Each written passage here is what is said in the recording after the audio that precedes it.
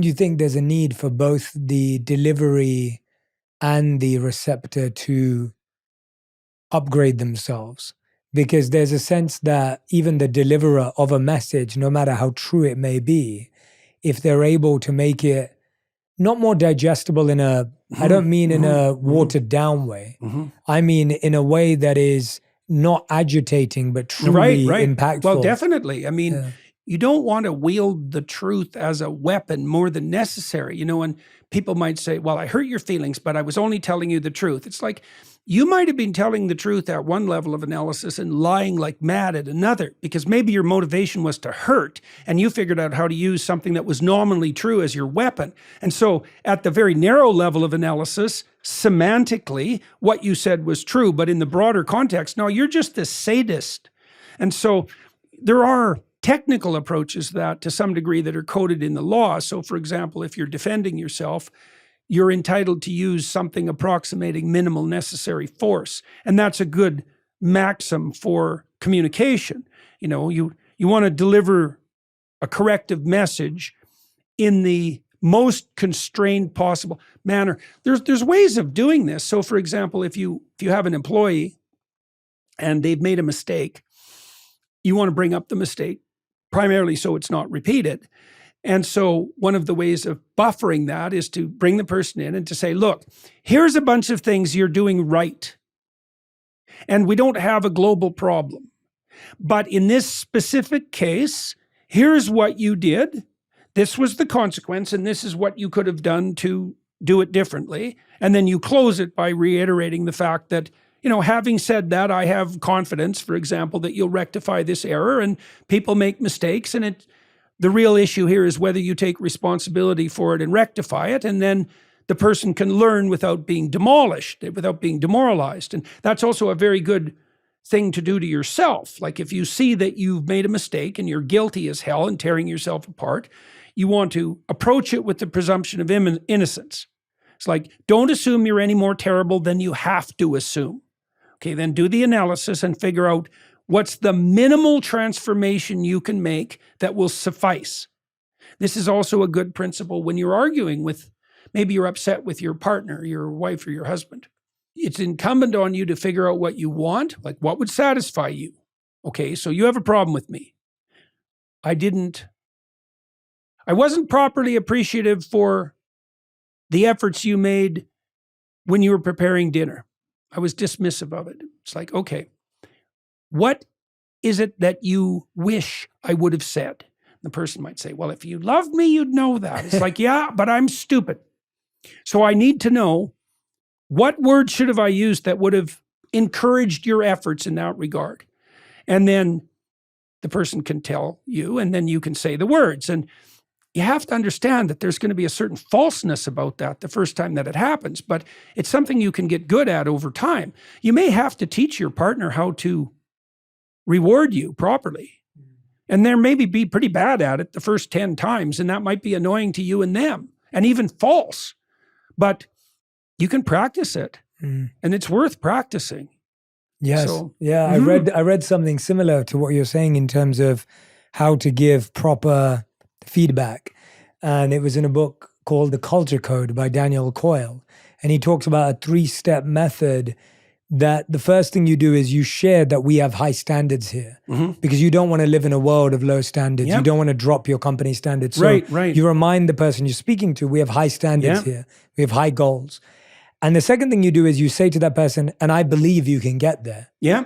I believe it. I see it for you, because of course they're still at the company. Throwing some evidence in their direction would be useful in that. Here's some things, that I remember that you really did well. Correct. That show me you can get there. And then the third is, here are what you were saying, here's that area, here are the steps that you can take. Here was the consequence, here's a rectification. And I love that, because we allow people to rise to high standards as opposed to hold them to them. Yeah. And I think there's a difference between that in how society is functioning right now, where we want to hold people to certain standards, but we're not willing to help them rise towards them. And it seems like God in this conversation with Abraham is like encouraging Abraham to rise, not just pointing at a standard that should be held. This is one of the things that you see repeated in the biblical stories, is that this is why there's insistence in those stories that whatever the divine is something that you actually enter into a relationship with, because there is this element of, let's say, tolerance for failure combined with encouragement, right? It's not merely that what constitutes the divine is this unattainable, infinite standard against which you're always going to fall short. That's what a tyrant does falsely. It's more like the spirit of encouragement that a good father would put into play with his kids. You know, you want to set a standard that pulls the child upward towards further development, but you want to put it within the range of their grasp. And so, does that characterize your interaction with the world? Well, I think it's fair to say that it is, because, we can fail without dying and we can improve. And so the notion that ideals can exist in concert with encouragement isn't an unreasonable proposition. And it is, I think part of the reason that God is represented, let's say, in the biblical text as a wise father is because that element of the divine that's discriminating but encouraging is paramount. And that is what you want in a father, for sure. You want someone who says, I think you're capable of being great. I really think that.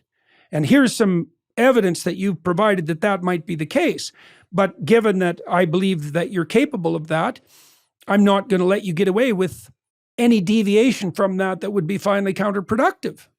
That's not care, right? That's the devouring mother who says, whatever you do is fine, dear. It's like, that's not love, right? That's actually the desire on the part of the person who's delivering that message to keep the person being communicated with in a continually infantile and dependent state, right? So it's a weird thing, because you need that discriminating judgment, which can be quite harsh. It's like, no, that wasn't up to standards there, buddy. But that failure isn't emblematic of your core self, right? The part of you that I really want to communicate is the part that's aiming up. That was sort of the agreement I had with my clients in my clinical practice. Like, I'm on the side of you that's aiming up. And that's an interesting basis for a relationship. It's like, I'm not going to accept everything you do. Now, that doesn't mean I'm going to arbitrarily judge it or dispense with you in the case of failure, but our deal has got to be something like, we're trying to make things better. And so I'm going to be on the side of you that's trying to make things better and help you discriminate that part within you from the part that might be envious and aiming down and being destructive. What still gives you hope, Jordan, in all of this that we're discussing today? Is there anything that makes you feel optimistic? Oh, there's lots of things to be hopeful for. We're feeding twice as many people regularly as even the most wild optimists imagined in the late 1960s. Absolute poverty is being restricted around the world at a rate that's miraculously inconceivable. Before things destabilized to some degree over the last 5 years, the UN projections were that we could eradicate absolute poverty by 2035. That's a huge improvement. These communication technologies, they enable, with Peterson Academy, for example, we figure we can offer people a high quality university level education for under $2,000 and everywhere. So that's a major improvement. I think that things are actually somewhat less polarized on the political side than they were 2 years ago. There's tendencies in both directions, but I was just in Uzbekistan. That was extremely interesting. I met a man there who's an industrialist. His enterprises comprise 15% of Uzbekistan's GDP. He refurbished 400,000 square meters of post-Soviet factory floor space, and they're manufacturing everything you can possibly imagine. Marble tiles, building materials, fridges, microwaves, air conditioners, golf carts, hospitals, hotels, high-rises. Uzbekistan under the Soviets was barely functional. Everyone was raising cotton. They drained Lake Baikal to irrigate the cotton fields. That was the only industrial development. They got themselves out of the out from underneath the boot of the Soviet totalitarians, and the society is becoming wealthy and opportunity rich at an insane level. And that's happening all over the world. I mean, endless numbers of reasons to assume that everybody could thrive. That's what people like Musk are trying to aim at, you know, however imperfectly. I see no reason at all that the future couldn't be one of unlimited abundance.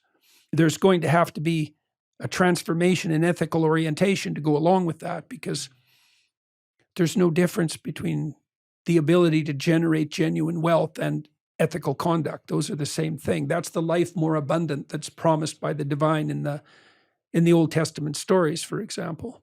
You have to conduct yourself honorably so that you can trust each other, so that you can cooperate to be productive. Right. So, yeah, I'm optimistic fundamentally.